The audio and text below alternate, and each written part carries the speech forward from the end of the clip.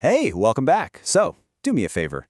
Just look around you for a second. Your phone, maybe a window, the pages of a book. What have they all got in common? They're all quadrilaterals. And in the next few minutes, we're going to totally unlock the secrets of these four-sided shapes, turning them from something you just see into something you really understand. So here's our game plan for today. We're going to start with the absolute basics, then we'll meet the whole quadrilateral family.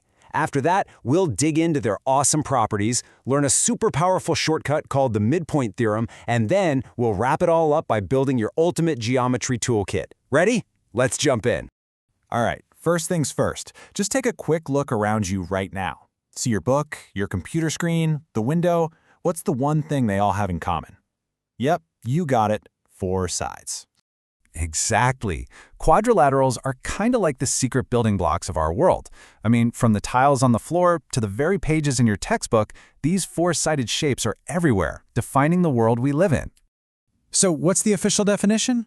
Well, a quadrilateral is really just a closed shape that you make by joining 4 points. That's it. This gives it 4 sides, 4 angles, and 4 corners, which have the fancy name vertices. Simple, right? Now here is a magic number I want you to burn into your brain. 360 degrees. Seriously, this number is a universal rule. For every single quadrilateral, it doesn't matter if it's a perfect square or some random weird-looking shape, the angles inside will always add up to 360 degrees. But you might be wondering, why 360 degrees? Well, the proof is actually pretty cool and super simple. If you just draw a diagonal line from one corner to the opposite one, you split any quadrilateral into 2 triangles. And we all know that the angles in a triangle add up to 180. So, you've got 2 triangles, 180 plus 180, and there you have it, 360 degrees, the universal rule. Okay, time for a quick pop quiz to see if you're with me. If 3 angles are 75, 90, and 75 degrees, what's that missing 4th angle? Feel free to pause and figure it out. All right, you got it? If you add 75, 90, and 75, you get 240. You subtract that from our magic number, 360, and the missing angle has to be 120 degrees. Now that we've got the basics down, let's meet the family. You see, not all quadrilaterals are the same.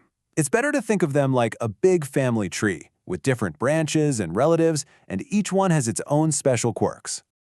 First up, let's meet the trapezium. This is one of the biggest categories in the family. To be a trapezium, a shape just needs one thing. At least one pair of its opposite sides has to be parallel. That's the only rule. Next, things get a little more specific with the parallelogram. Now, parallelogram is a special type of trapezium. Instead of just one pair of parallel sides, it has to have both pairs of opposite sides parallel.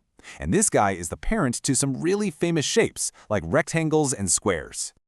Okay, this is where people get tripped up on exams, so pay close attention. A square is actually a rectangle, and it's a rhombus.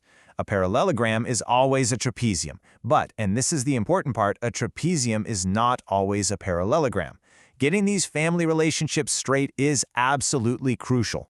All right, let's zoom in on the parallelogram because it has some seriously useful properties. I want you to think of these as powerful tools you can add to your geometry toolkit to solve all kinds of problems. Tool number 1. It's a big one. In any parallelogram, the opposite sides aren't just parallel, they are also exactly equal in length. Next up, let's talk angles. Just like the sides, the opposite angles in a parallelogram are also equal.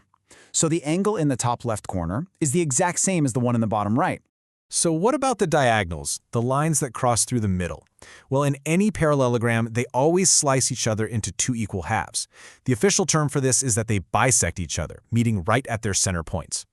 Okay, this is a super important concept, the difference between a theorem and its converse. A theorem tells you a property, like, hey, if this shape is a parallelogram, then its opposite sides are equal. The converse flips that around to give you a test. If you have a shape where the opposite sides are equal, then it must be a parallelogram. One's a property, the other's a way to prove it. Let's move on to what I like to call a secret weapon in geometry. It's called the midpoint theorem, and it's this beautiful little bridge that connects triangles and quadrilaterals.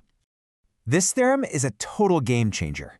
It says that if you take any triangle, find the exact middle of 2 sides, and then draw a line connecting those midpoints, that new line you just drew will be perfectly parallel to the 3rd side, and it will be exactly half its length.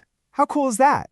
And here is where the magic of that theorem really shines. If you take any quadrilateral, I don't care how messy or lopsided it is, and you connect the midpoints of all 4 of its sides, the new shape you create on the inside is always a parallelogram. This is just an amazing, powerful result that comes straight from the midpoint theorem. Okay, we have covered so much ground, so let's pull all of this together into your ultimate toolkit. Think of this as your go-to cheat sheet for your studies and, of course, for your exams. So, if you're ever asked to prove that a shape is a parallelogram, here's the deal. You don't have to prove everything.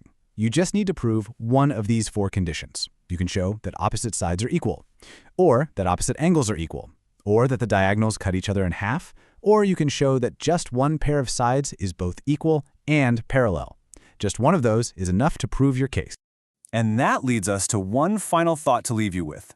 We know a square is a special kind of parallelogram, right?